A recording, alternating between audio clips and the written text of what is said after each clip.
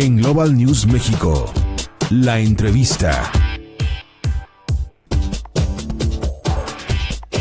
Con más información en Global News México, y esta mañana agradecemos muchísimo a Agustín Carpio Pérez. Él es representante de la barra de Interamericana de Abogados, que nos visita en Global News México, a quien agradecemos muchísimo su presencia. Muy buenos días, abogado. Buenos días, Pepe. Buenos días, Benita. Muchas gracias por la invitación. Pues el tema que vamos a estar platicando es el derecho de los imputados, hasta dónde llega y qué es lo que pasa cuando estos ya están en proceso ante la fiscalía.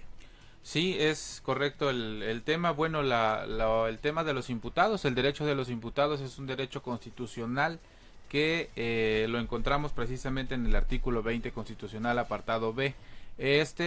Quiero resaltar que el carácter de imputado es un nombre, es un concepto meramente en materia de derecho penal.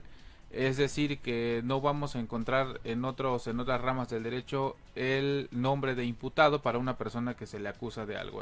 En materia laboral puede llamarse demandado, en materia civil igual, el que inicia una demanda es el actor y el que le están requiriendo algo es el demandado. El imputado, en este caso en materia penal, es aquella persona, de acuerdo a la definición que nos da el Código Nacional de Procedimientos Penales en el artículo 112, es la persona quien el Ministerio Público le está imputando alguna responsabilidad, algún hecho que pareciera, algunos hechos que pueden ser constitutivos de delito. Ahora bien, los derechos del imputado son en el apartado B de la Constitución Política Federal, son 19 fracciones, entre ellas está la defensa adecuada, la comunicación.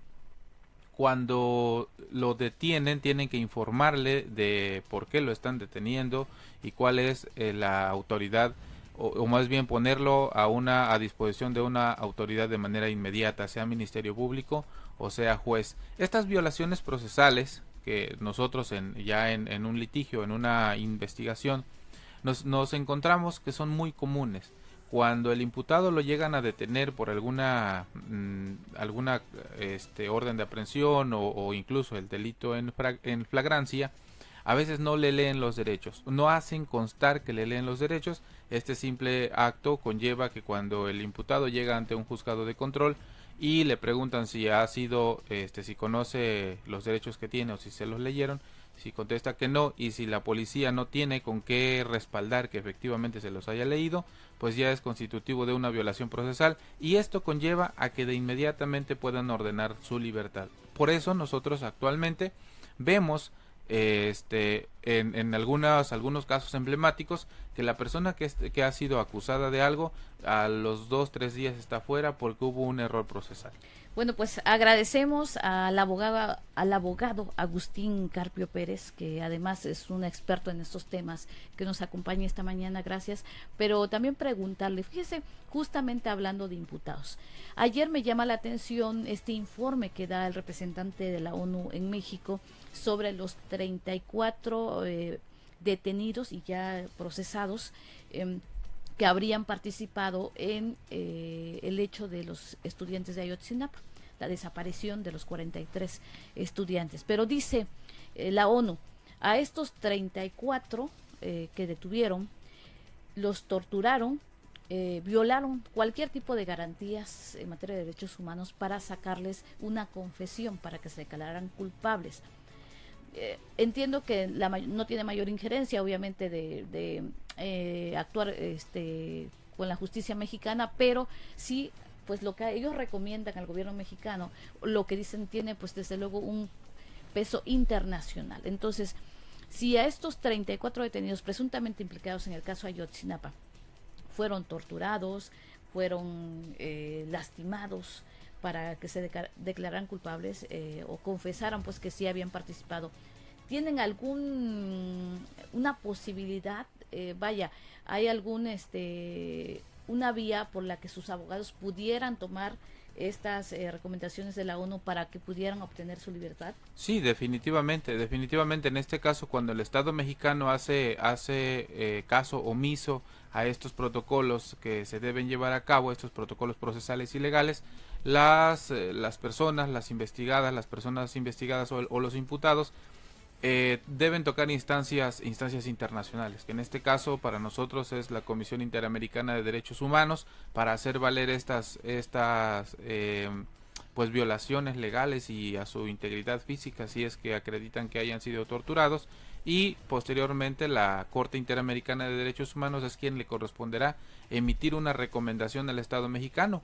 Y aunque a veces es un tiempo prolongado, pero la Corte Interamericana es una de los tribunales a nivel internacional que ha tenido buenos criterios y que ha aplicado estrictamente el respeto de los derechos humanos, y que resulta vinculante para nosotros y para el Estado mexicano respetar y aplicar los criterios que la Corte Interamericana de Derechos Humanos emita en ese sentido.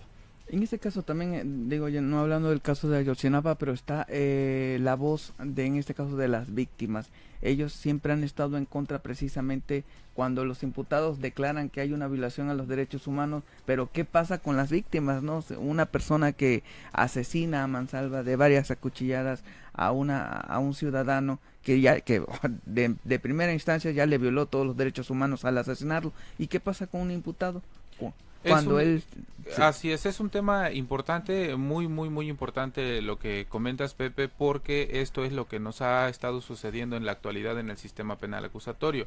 Los jueces se convierten en jueces garantistas y pareciera que solamente observan las debilidades que pudieran tener o las alteraciones que hayan cometido contra el imputado, dejando a un lado el tema de las víctimas.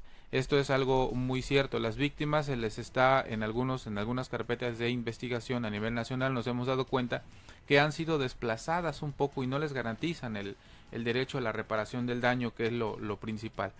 En este caso, como es una situación que concierne a un estado, tocando el tema de los desaparecidos de Ayotzinapa, el estado, en este caso de manera local, debió haber garantizado a través de un fondo, de un fideicomiso, la indemnización o parcialmente una indemnización, porque al final de cuentas quienes resultan responsables son personas que estuvieron involucradas, aparentemente así se inició estas investigaciones o esta línea de investigación. Cuando son personas particulares las que cometen algún delito y existe una posibilidad de reparación del daño, el fiscal o el Ministerio Público tiene la obligación de que, por un lado, estar velando por los derechos del imputado, pero por otro lado también tener en cuenta los derechos de la víctima. Es decir, ambos ocupan una misma equidad procesal, y si el imputado tiene derecho a una garantía económica, por ejemplo, para poder salir y seguir el procedimiento de manera externa, en libertad, también la víctima tendría el mismo derecho, tiene el mismo derecho, y el fiscal debió haberse cerciorado que la víctima se le repare el daño mínimo en una parcialidad, o dejar una garantía, que el imputado deje una garantía para efectos de poder llevar a cabo la reparación del daño. ¿Por qué? Porque decimos, bueno, hubo una violación procesal, el imputado se va y la víctima al ratito ya no tiene ni quien la asista, ni quien le indemnice algún tipo de reparación, y eso es lo que mantiene con este enojo, con este descontento a la sociedad, y que dice es que el sistema procesal penal actual no nos está ayudando en nada, está diseñado para delincuentes. Es algo complejo. Yo estoy seguro que el sistema como tal no es más bien las personas que estamos inmersas en ellas, los operadores que nosotros le llamamos, que nos involucra desde la policía, que es el primer contacto que tiene en una escena del crimen, en una circunstancia de delito. Segundo, los fiscales, que por un lado pareciera que siguen trabajando bajo el esquema anterior, solamente les cambiaron el nombre, y los abogados, que también deben tener este conocimiento para poder exigir que la víctima no quede indefensa ante todo este procedimiento. Pues muy bien, abogado Agustín Carpio Pérez, no quisiera quedarme con el tema porque lo acabo de escuchar ahorita. Daño moral. Y bueno, es otro caso polémico. Digo, ya para concluir, sabemos que tenemos que invitarlo a otras ocasiones para ampliar otros, pero el caso de Javier Duarte, que está siendo procesado. Ayer envía una carta donde dice que va a demandar a un diario nacional por daño moral, incluso al gobierno de Veracruz. ¿Cree usted que proceda? Y específicamente sería porque lo exhiben en unos espectaculares como presidiario. En este caso es muy probable sobre todo el carácter de impacto que esto pudiera tener. Acuérdense que el daño moral es precisamente el detrimento que le hacen a uno a su persona. Pareciera que se equipararía a la cuestión de la dignidad humana, a la cuestión de la difamación y calumnia, y en este caso su nombre creo que fue usado para posicionarse un político de partido diferente y decir, bueno, yo no soy igual que él, él es esto, él es el otro. En este caso, muy probablemente sí pudiera hacerse, sobre todo, bueno, podría ser procedente siempre y cuando los abogados puedan aplicar algún criterio de carácter internacional en donde se acredite o se compruebe que realmente hubo daño moral. El daño moral es un poco complejo poder acreditarlo, los abogados también y la sociedad en general muy poco están ocupando estos términos, o pugnando por esta reparación, porque ahora es de carácter civil, pero sí requiere un esquema diferente para poder hacer una buena investigación y acreditar que efectivamente hubo daño moral. Daño moral, ¿por qué? Tomando en cuenta el tiempo, los lugares y el impacto que haya tenido en su persona. Quizá estos espectaculares hayan sido después de que él haya estado detenido. Si hubiese sido así, había que ver, había que analizar muy minuciosamente si esto sería procedente en función de las ocupaciones y en función del lugar en donde, es decir, la etapa personal que él tuviera en esos momentos. Pues abogado, la verdad es que hay mucho de qué platicar todavía, lo vamos a dejar por supuesto a usted cordialmente invitado. Gracias. Para la próxima semana que nos vuelva a acompañar y seguimos charlando, que además son temas muy concretos, también muy pues que se están generando en este momento, como es por ejemplo el derecho de un imputado y todo lo que va saliendo desde luego en el contexto legal. Y yo le agradezco mucho que esté con nosotros aquí a través de Global News México y además que nos siga en esta plataforma digital. Gracias a ustedes por la invitación. Agustín Carpio Pérez, bueno, pues lo invitamos a que siga con nosotros. Pepe. No, y la verdad, temas muy interesantes, ojalá que pueda volver al estudio de Global News México para que sigamos platicando. Claro que sí, con mucho gusto.